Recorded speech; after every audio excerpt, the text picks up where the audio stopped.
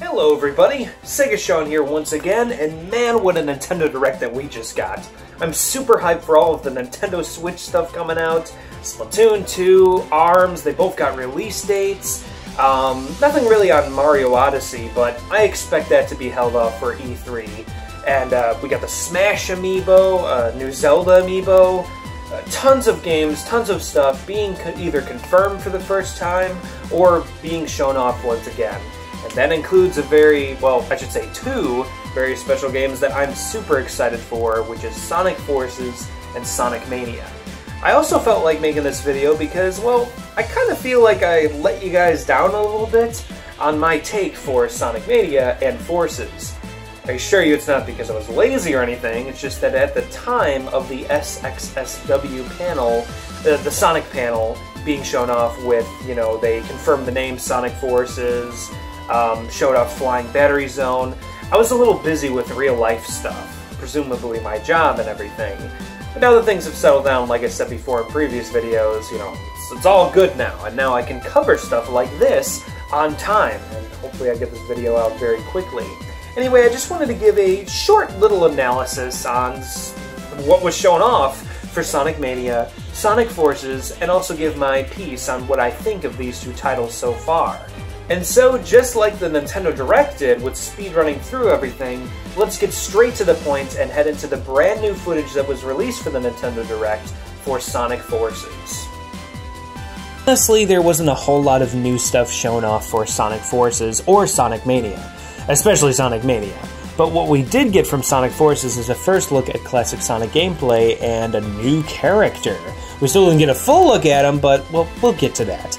Anyway, let's hop into Sonic Forces gameplay, and here we see modern Sonic gameplay, and, you know, still the only thing that really blows my mind at this point, even though we've seen this footage before, is that it's running at 60 frames per second, and on the Switch too. We all know that the Switch is not the most powerful system, but it definitely can pack a punch, and this is just great. I mean, if that actually is Nintendo Switch footage, I really hope it is.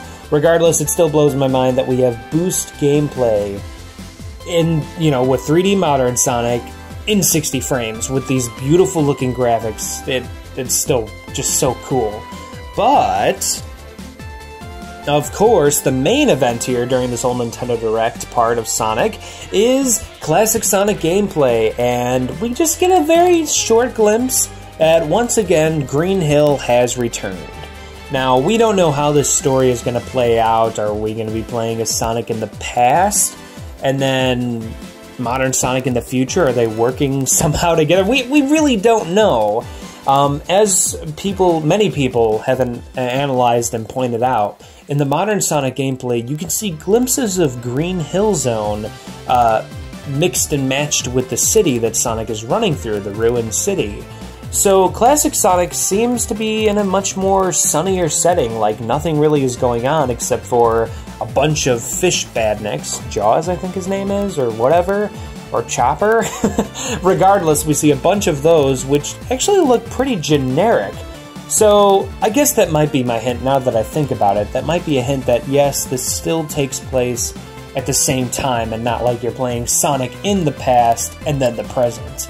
So, because the Choppers never looked that generic before, I don't know, I'm not really feeling this new Badnik look so far. They all just look kind of generic, kind of boring, but then again, that could be the style they're going for because Eggman is building so many robots, I guess he just can't be that creative artistically. Anyway, so, a couple things I wanted to point out about classic Sonic that seems to be a little different. His jump is ripped straight from Sonic CD, where after he bounces off the spring, the very first spring, he does a twirl in the air, just like Sonic CD, so that's pretty cool. I always like that jump where it's like, woo, just flipping through the air there, just spinning around, and then he lands, and then, really quickly, you have to, I don't know, maybe this is just my eyes when I looked at the footage at first and I rewatched it a couple times just to be sure, but it looks like Classic Sonic has his Sonic CD figure 8 peel out.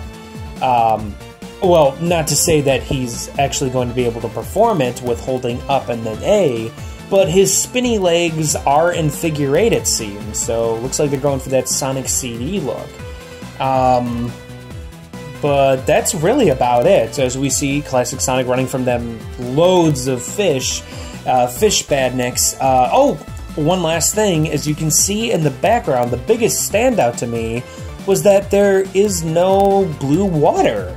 It's all sand. It's just sand or dirt or whatever, and that's weird.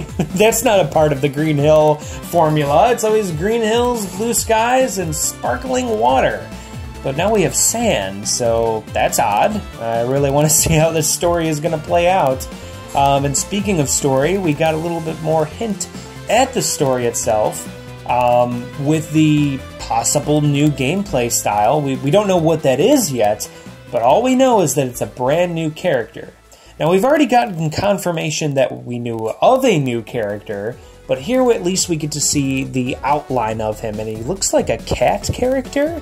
Kind of like Blaze the cat, honestly, but I don't know who this character is. It honestly just reminds me of the cat, of a cat character, because Blaze has those tufts on the side of her head, those 2 points or whatever, and if I'm not mistaken, that kind of looks like it here on this new character.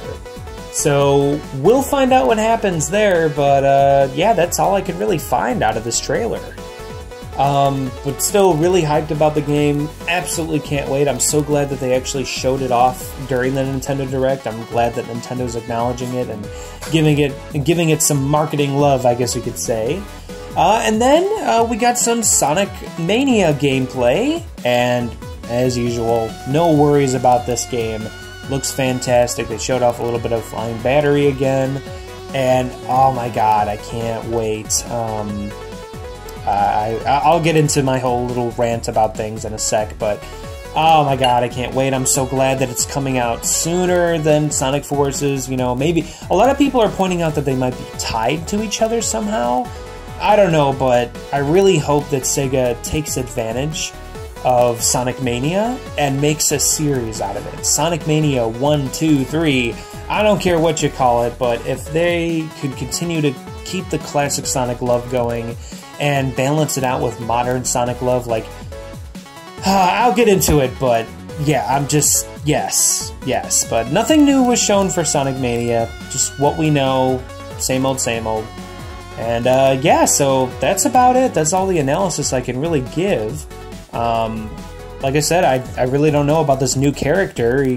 He or she looks interesting, to say the least, but we don't know anything yet, so I have a feeling we're going to get a lot more news on this character during E3. Yeah. You know what? Since you guys primarily came here for an analysis of the brand new footage released during the Nintendo Direct on Sonic Forces, I'm just going to leave the video at this. I know I mentioned I would go on a little rant at the end of the video, but I'm going to save that for a separate video because I have a whole bunch to say, and I really don't want to drown this video out for too long.